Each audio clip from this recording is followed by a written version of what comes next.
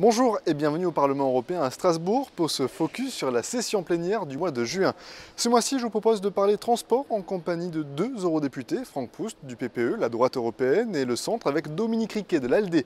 Mais commençons immédiatement en levant les yeux au ciel. Vous ne le savez peut-être pas, mais s'il est bien un domaine où la réussite européenne n'est plus approuvée, c'est bien celui du spatial. De la construction de satellites au programme de lanceur Ariane, jusqu'à l'atterrissage de Philae sur une comète, l'Europe du spatial a enchaîné les réussites ces dernières années. Pour autant, et comme toujours, il ne faut pas se reposer sur ses lauriers dans une compétition où les acteurs émergents ont les dents longues et une ambition sans limite, comme nous l'explique Franck Proust. J'allais dire qu'il se porte bien, il suffit de voir l'activité d'Ariane Espace qui multiplie les lancements et surtout ce qui est important de rappeler avec beaucoup de succès puisqu'il n'y a quasiment aucun échec. Ceci étant, l'avantage concurrentiel dont dispose l'Europe aujourd'hui est un avantage qu'il faut préserver. C'est la raison pour laquelle ce soir, nous allons débattre pour donner un signal, un message à la Commission européenne qui devrait, d'ici la fin de l'année, nous donner les perspectives justement de cette politique spatiale.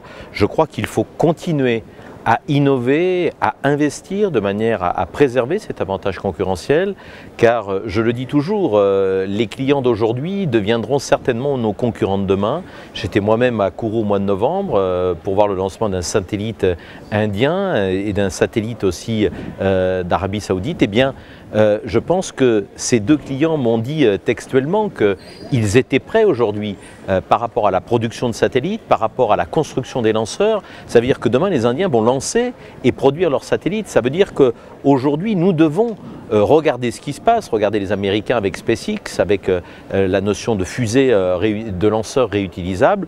On voit que les Européens, avec les Japonais, commencent à travailler sur ces pistes-là. Donc, il est important de continuer à investir. C'est une belle réussite. L'espace. C'est un peu comme dans le domaine de l'aéronautique avec Airbus. En plus, nous avons une base Kourou qui est une base exemplaire sur laquelle il faut continuer là aussi à investir. Je parlais du câble transatlantique entre le Brésil et le Portugal.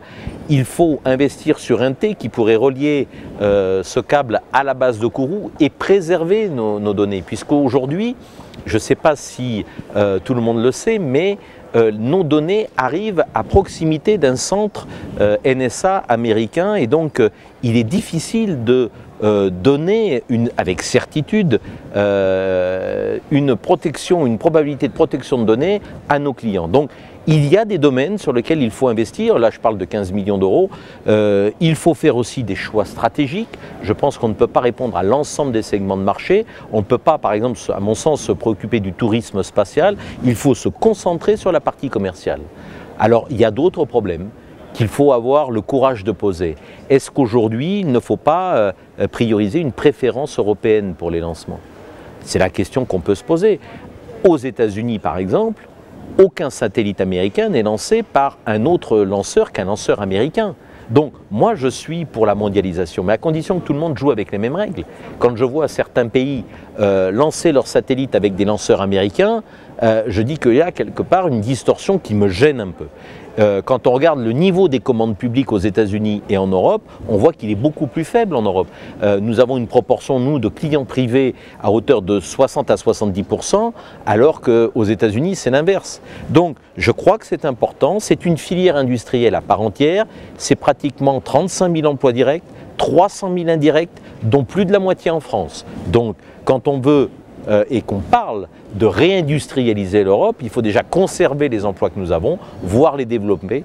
Et donc c'est la raison pour laquelle nous voulons adresser dès ce soir un message fort à la Commission pour qu'elle prenne en compte nos considérations et qu'elle propose d'ici la fin de l'année une politique spatiale avec une véritable vision, une stratégie. Et pour parodier une mission grand public des paroles et des actes, il faudra derrière cette vision et cette stratégie un véritable budget.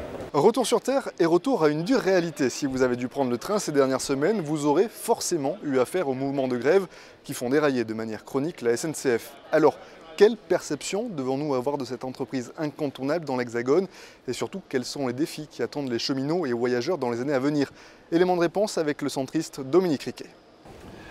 Alors, sur la SNCF, un regard extrêmement inquiet, parce que je pense qu'elle va très mal, c'est-à-dire aussi bien d'ailleurs la partie infrastructure, ce que tout le monde connaît, c'est-à-dire une dette énorme, un réseau en très mauvais état, une absence chronique d'investissement et un gros retentissement sur le fonctionnement du service. Et la SNCF en tant que transporteur aussi qui va très mal parce qu'elle a à la fois d'énormes problèmes en fonction du réseau, mais une charge au niveau salarial qui est due à un manque de compétitivité corrélé au statut des cheminots probablement. Et puis un déficit chronique parce que le rapport entre la couverture du coût et les recettes n'est pas assuré. Donc on a un chemin de fer français qui est en déséquilibre sévère, grave. Ce que vient de faire le gouvernement et le ministre des Transports, ça a consisté à empêcher la réforme ferroviaire à l'échelle européenne, c'est-à-dire empêcher l'ouverture à la concurrence, qui n'aura pas lieu, à protéger un monopole dont on sait qu'il va très mal, maintenant à céder à toutes les revendications des cheminots, c'est-à-dire à mettre l'exploitation de la SNCF dans une position extrêmement difficile en termes d'équilibre financier et de services. Donc en réalité, pour l'instant, tout ce que j'ai vu depuis une année n'a fait qu'aggraver la situation. Il y a une espèce de constance là qui vise à perturber au maximum, à aggraver au maximum la situation. La mise en concurrence est assez théorique quand même, elle sera probablement très progressive et très tardive. Mais je crains qu'elle ne trouve, au moment où cette mise en concurrence sera effective, qu'elle ne trouve un monopole d'État en France qui soit moribond. Et donc très probablement, cette concurrence à ce moment-là pourra se déployer sur le réseau parce qu'on n'aura pas su défendre notre opérateur national. En tout cas, on fait tout ce qu'il faut pour l'empêcher de se défendre. Je vous donne rendez-vous en juillet avec la question. Serons-nous toujours 28 quand la session du Parlement ouvrira ses portes ou est-ce que le Royaume-Uni aura décidé de reprendre la barre? Quel que soit leur choix, la session de juillet s'annonce explosive.